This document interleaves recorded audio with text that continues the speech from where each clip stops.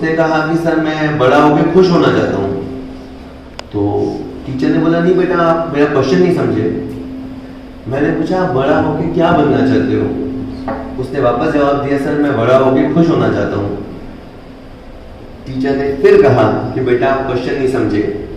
उस बंदे ने कहा कि सर मैं तो क्वेश्चन समझ गया लेकिन आप जिंदगी नहीं समझे। सर जिंदगी का जो एंड मकसद होता है सर वो होता है खुश होना। जॉब प्राप्त करो, अच्छा बिजनेस डालो और भी जो 10 नसीहतें आपको दी जाती है सर उसका सर जो एंड मकसद होता है ना सर, मेरी पर्सनल लाइफ से मैं बताऊंगा कि कौन से वो 10 पॉइंट हैं जिनसे आप सर बहुत खुश रह सकते हैं। अगर आप रहना चाहें, मैं फिर कहता हूँ अभी तो 2-3 साल आप रिवाइज ऑटोमेटिकली खुश रहोगे, लेकिन आगे आने वाली लाइफ थोड़ी सी टफ रहती है। तो सर आप इन अगर आउटडोर जाओ का ध्यान रखेंगे डेफिनेट आपको फायदा होगा। सर पहला जो मेरा आपको मंत्र रहेगा या नुस्खा रहेगा वो ये है कि आप अपने दिल की सुनिए सर। आप चाहे नोट डाउन करें, मैं नहीं चाहता बोले आप नोट डाउन करें, बाद में हम इसकी वीडियो अपलोड कर देंगे। पर पहला अगर आप लाइफ में पूरी लाइफ में खुश रहना चाहते हैं सर अपने दिल की सुनिए सर। कई बार क्या होता है सर अपन घर वालों की सुनते हैं, सुननी भी चाहिए, लेकिन कुछ डिसीजन ऐसे होते हैं बहुत ही की मेजर डिसीजन होते हैं, खास करके आप कैरियर का डिसीजन होता है, वहां पे सर आप बहुत ध्यान से अपने दिल की सुनिएगा। घर वाले जो कह रहे हैं उनको सुनो, लेकिन आखिरी निर्णय आप अपने दिल के बेस पे लेना सर, तब आप ज्यादा खुश रह पाएंगे। मेरा साथी ये कर रहा है, मेरी सहेली ये कर रही है, उसको देख के आप अपना कैरियर सिलेक्शन कभी मत करना, अपने दिल की आप सुनिएगा। सर दूसरा जो मैं आपको एडवाइस देना चाहूंगा सर वो है सर माफ कीजिए। सर अगर आप लाइफ में खुश रहना चाहते हैं ना सर तो आप माफ करना सीखिए। मतलब क्या होता है सर, किसको माफ करें? देखिए लाइफ में बहुत चीजें होनी है, बहुत लोग आपके साथ गलत करेंगे, धोखा देंगे, आपकी उम्मीदों में खराब नहीं उतरेंगे सर, तो आप माफ कर दीजिए उनको। अगर आप खुश रहना चाहते हैं, ये जितने टिप्स मैं बता रहा हूँ ये मैं आपको आनंद में रहने के बता रहा हूँ, खुश रहने के बता रहा हूँ।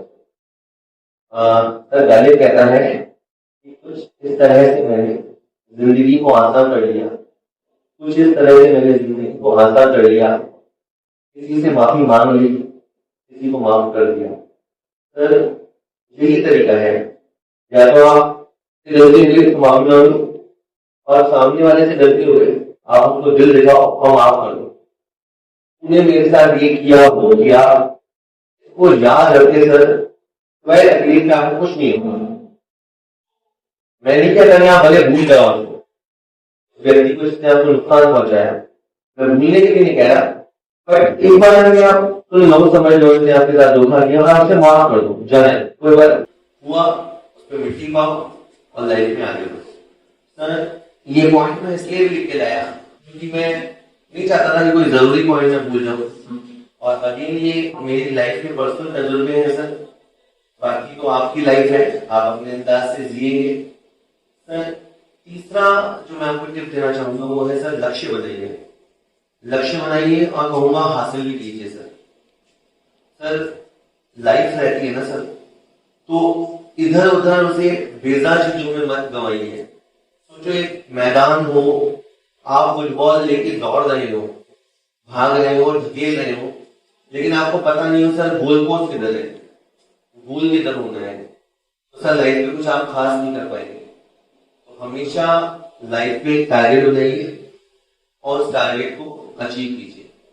एक बात मान के चलिए सर, आप में कितनी प्रतिभा हो, जब तक उसको कदर ही नहीं मिलेगी ना सर, तब तक उसकी कोई मान्यता नहीं है। मतलब मान लीजिए मैं बहुत अच्छा पढ़ाता हूँ, लेकिन अगर जब तक मैं कहीं किसी स्कूल कॉलेज में लेक्चरर नहीं हो जाता तब तक दुनिया मुझे नहीं पहचानेगी। आपके अंदर हो सकता है सर बहुत अच्छी प्रशासनिक क्षमता हो, लेकिन जब तक आप एसडीएम, कलेक्टर, आरएएस वगैरह नहीं बन जाते तो आपको कोई नहीं पूछेगा सर।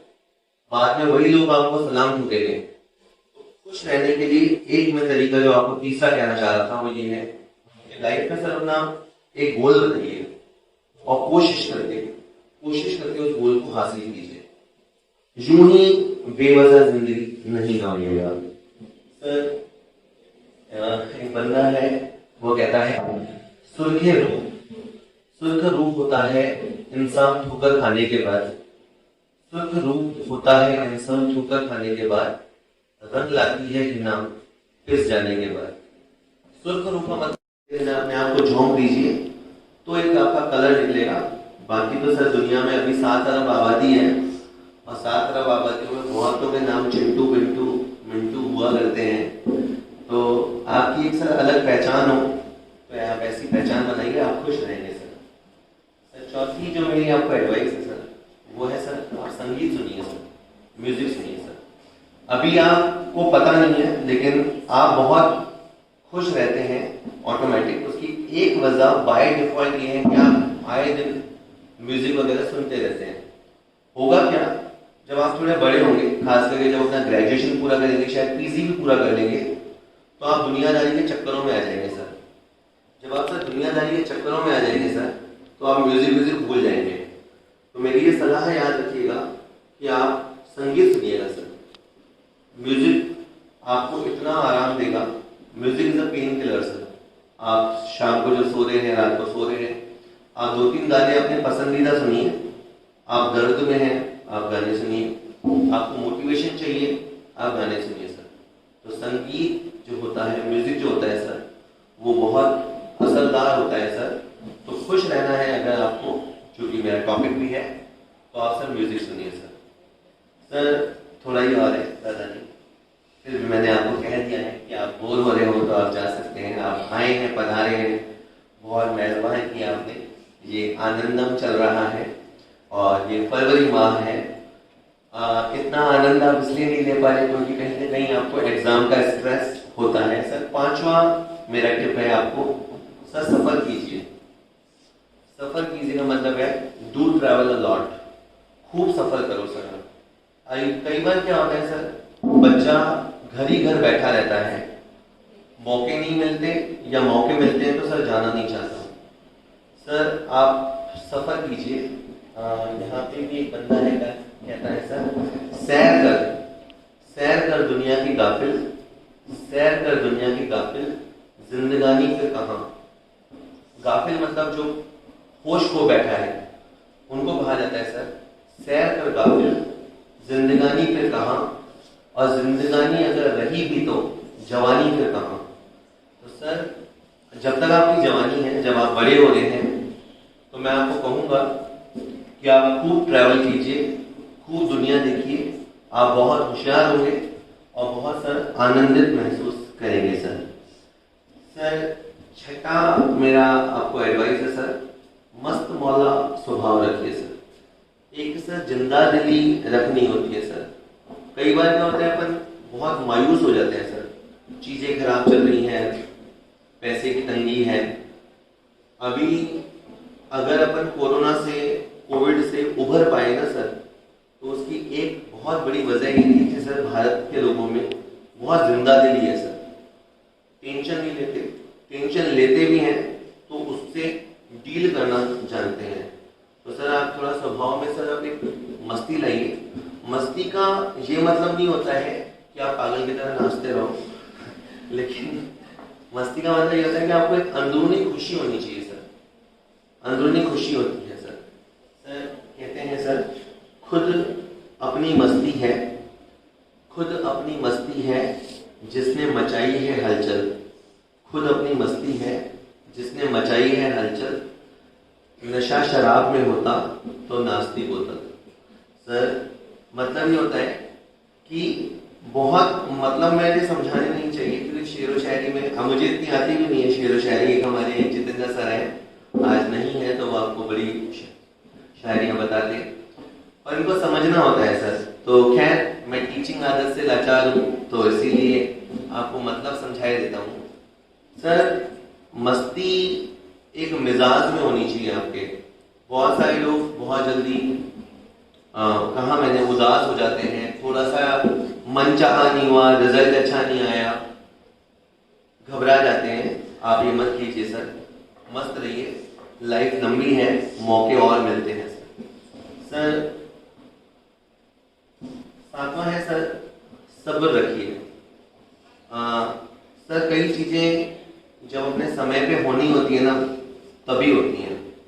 आपके बहुत तड़पने से कल्पने से कुछ नहीं होगा। कुछ चीजें जब होनहार होती हैं ना सर, होने वाली होती हैं, तभी होती हैं। ठीक है, आजकल यूनिवर्सिटीज बहुत हैं, अपनी JNU है, जय नारायण व्यास यूनिवर्सिटी है, MDS यूनिवर्सिटी है, साथ ही सर एक व्हाट्सएप यूनिवर्सिटी होती है सर। व्हाट्सएप यूनिवर्सिटी आपको बड़ा ज्ञान देती है सर, मुझे भी मिला है वहां से। तो सर सब्र रखने पे वहां पर लिखा हुआ था। 7वें पॉइंट में है अपन, शायद 3 पॉइंट में जल्दी फ्री हो जाएंगे जिन बच्चों को प्रैक्टिकल्स के लिए जाना है। एक 5 मिनट में मैं खत्म करूंगा सर। कहता है रख हौसला, रख हौसला वो मंजर भी आएगा, रख हौसला वो मंजर भी आएगा, प्यासे के पास चलकर समंदर भी आएगा। सर ये व्हाट्सएप की देन है। प्यासे के पास चल के समंदर भी आएगा, थक हार के न बैठे आ मुसाफिर, मंजिल भी मिलेगी और मिलने का मजा भी आएगा। तो सर आपको मंजिल जरूर मिलेगी, आप प्रयास करेंगे तो। उस दौरान सर आपको थोड़ा सब्र रखना होगा। बहुत सारे लोग क्या होते हैं, बेसब्रे होते हैं, और बेसब्रे होते हैं चीजों को सर गंवा देते हैं सर। एक और है, लगभग ही कवर हो गया है, पर फिर भी मैं मानता हूँ जरूरी है, और वो है सर संघर्ष कीजिए। संघर्ष इसलिए कीजिए, अगर मैं अभी आप में से किसी को बोल दूं कि बेटा आज से आप कलेक्टर हो गए, आज से आप पाली जिले को संभालिए, सर आपको मजा नहीं आएगा, क्योंकि आपने कलेक्टर बनने का वो जो पेन होता है ना सर, वो पेन नहीं जीता, पेन नहीं उठाया आपने।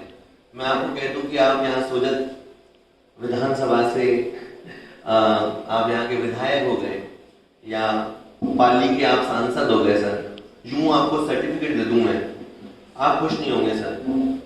संघर्ष करना पड़ता है, संघर्ष करके जो हासिल होगा ना, उसी में आपको मजा आएगा। ठीक है सर। 9th थोड़ा हैवी है, थोड़ा पर्सनल भी है, पर कभी आपको सर फुर्सत मिले, एक आध बच्चे यहाँ बात करें, प्लीज नहीं करें, 5 मिनट फ्री करूँ सर। 9th में जो पॉइंट आपको सजेस्ट करूंगा सर, ओशो करके होते हैं आध्यात्मिक गुरु, आपने नाम सुना हो ना सुना हो, 2-3 साल के बाद सर आप उनको जरूर पढ़िएगा। मैं नहीं कह रहा हूँ कि आप उनको फॉलो कीजिएगा, लेकिन सर आप उनको पढ़िएगा जरूर। ओशो उनका नाम चलता है, वैसे उनका नाम आचार्य रजनीश है सर। आप जिंदगी में कभी उनको पढ़ेंगे ना, तो आप याद रखेंगे कि एक सर ने एक अच्छी सी एडवाइस दी थी, किसी पूर्व भ्रांति के बगैर आप उन्हें पढ़िएगा, आपको सर बहुत फायदा होगा। तो सर 9th था, ओशो को पढ़िए। और सर 10वां है, उसके बाद आप फ्री होने वाले हैं। आप मुझे बहुत ध्यान से सुन रहे हैं, बहुत धन्यवाद है आपका सर। 10th है पॉइंट सर, औरों के लिए कुछ कीजिए। अगर आप खुश रहना चाहते हैं तो डू थिंग्स फॉर अदर्स, औरों के लिए कुछ कीजिए सर। पहले जब मैं आपको कह रहा हूं तो मैं इसमें जोड़ूंगा कि पहले आप कुछ बन जाओ, पहले कुछ खुद हो जाओ, और उसके बाद सर आप मदद कीजिएगा सर लोगों को। सर एक पिक्चर आई थी, एक पिक्चर थी लाइक एक विलन करके, और उसमें सर एक डायलॉग था सर कि जब तक हम किसी के हमदर्द नहीं होते, जब तक हम किसी के हमदर्द नहीं होते, हम दर्द से और दर्द हमसे दूर नहीं होता। तो सर अगर आपको खुश रहना है तो आप किसी के आंसू पोंछिए सर, किसी को फायदा पहुंचाइए अगर आप पहुंचा सकते हैं। आप भगवान की दया से किसी अच्छी पोस्ट पे जब आ जाएं तो सर जो मजलूम आएंगे, गरीब आएंगे, आप उनको जो उनकी हेल्प कर सकते हैं आप वो कीजिएगा। अगर आप बिजनेस कर रहे हैं तो बहुत अच्छी सर्विस दीजिएगा, और जहां कहीं आप मदद कर सकें वो आप मदद जरूर कीजिएगा। तो सर ये 10 पॉइंट थे, ये 10 पॉइंट आप अपनाते हैं लाइफ में और जरूर आनंदित रहेंगे। ओके, बहुत बहुत धन्यवाद।